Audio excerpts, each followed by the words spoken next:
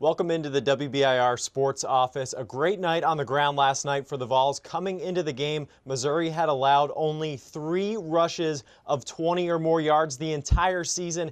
That's the fewest in the nation. But last night, the Vols had 4 rushes of 20 or more yards. Let's go on over to the computer and take a look at the first of those 20-plus yard runs for Tennessee. It came from Jalen Hurd. The Vols were facing a 3rd and 3 in the first quarter. And take a look. Missouri is lined up in their bare front, meaning they have a defensive lineman lined up right over the center and then 2 other linemen covering the guards, a total of 5 guys on the line of scrimmage. So that makes it tough to run inside. You don't want to run inside against that front, so Tennessee's going to change the play. Josh Dobbs telling everyone, changing the play, they're going to run the option. Good old-fashioned run. They're going to do it from the pistol, and what they do here is they're going to leave number 56 unblocked. Josh Dobbs will read him. He stays with Dobbs, so Dobbs pitches to Hurd. Now let's back it up a second. And what the option allows Tennessee to do, you leave this guy unblocked, so then Coleman Thomas and Dylan Wiseman can double team this lineman. So that allows Chance Hall to come out and take on Kentrell Brothers. He's the nation's leading tackler. So let's play it out again. Watch Chance Hall here. Takes out Brothers, leaves plenty of running room for Jalen Hurd, a 22-yard pickup and a first down. They'd get a field goal later on in the drive. Now, it was pretty clear early in the game that Tennessee wanted to come out and play power football, run it right at Missouri. They did a lot of gap scheme runs, power and counter. So let's head over to the whiteboard and draw one of those up. Jalen Hurd had a 31-yard run late in the first quarter on one of these counter runs. It's a gap scheme play, so let's take a look at how it works. Here's what the formation looks like for Tennessee.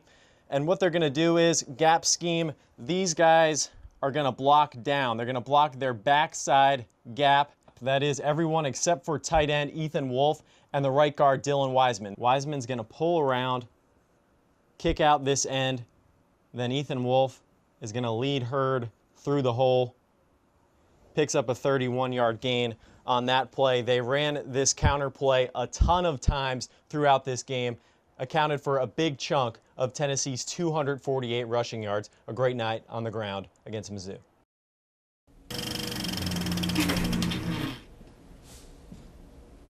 Welcome to Vols Film Study. I'm Patrick Murray. Tennessee was able to move the ball pretty well against Alabama at times last week, and I liked the game plan.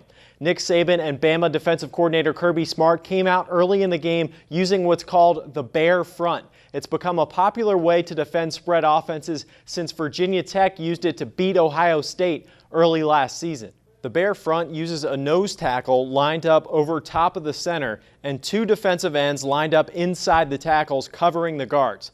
This disrupts the inside running game, particularly the zone blocking scheme that Tennessee uses often.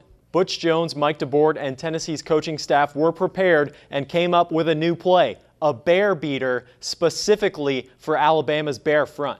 The center blocks the nose guard, the tackles block the defensive ends, and the receivers take care of the secondary. Left guard Dylan Wiseman pulls to kick out the nickel, and right guard Jack Jones pulls in the opposite direction to block the Jack linebacker. You don't see this very often at all, both guards pulling in opposite directions. Josh Dobbs has the option to hand the ball off to Jalen Hurd or keep it himself based on his read of the will linebacker. The Vols ran this play on the 3rd play of the game.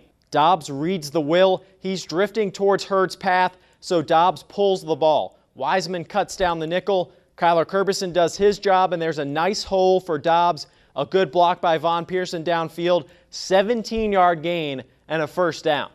DeBoard and Jones dialed up the bear beater again on Tennessee's second drive, and Dobbs picked up 11 yards and another first down. Tennessee ran the play twice for 38 yards, and from that point, Alabama stayed away from the bare front. They really only used it maybe once or twice for the rest of the game. Great design by the coaching staff and great execution by the players. I said last week I thought we'd see a close game. In the end, Alabama made a few more plays than Tennessee did, but that game is an example of what the 3rd Saturday in October is supposed to be. Now it's on to Kentucky.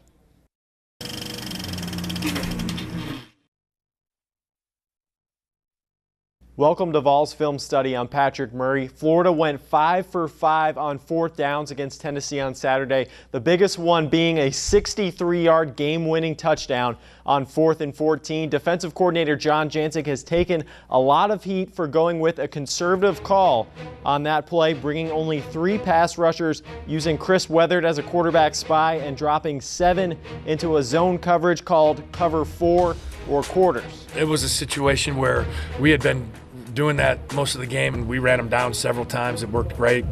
Probably went to that call one too many times, and certainly I gotta deal with that. That same call worked the play before on 3rd and 14. Same defensive call, different story on 4th and 14. Brandon Powell runs a corner route to clear out the middle of the field. Ahmad Fullwood and Antonio Callaway run dig routes over the middle. Tennessee can't get pressure with a 3-man rush, and this time Greer is very patient. He sits in the pocket. His first read, Fullwood, is covered, but he quickly recognizes that Callaway will be open and delivers a strike. Powell comes back to throw a key block, and Callaway is gone. Like I said, I probably went to it one too many times. I'll take that, put it on me.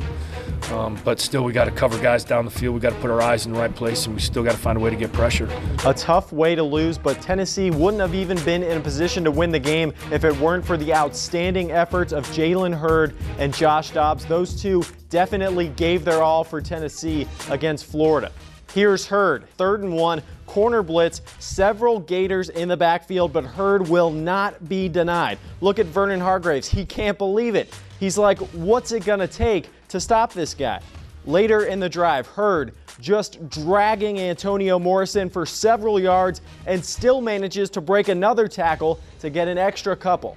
Tough performance from the sophomore. By my count, Hurd broke 11 tackles and gained 83 yards after contact.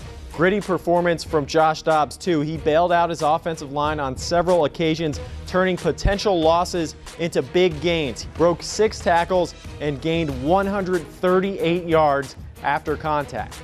Tennessee will probably need similar performances from Dobbs and Hurd this week against Arkansas. Should be a very physical game.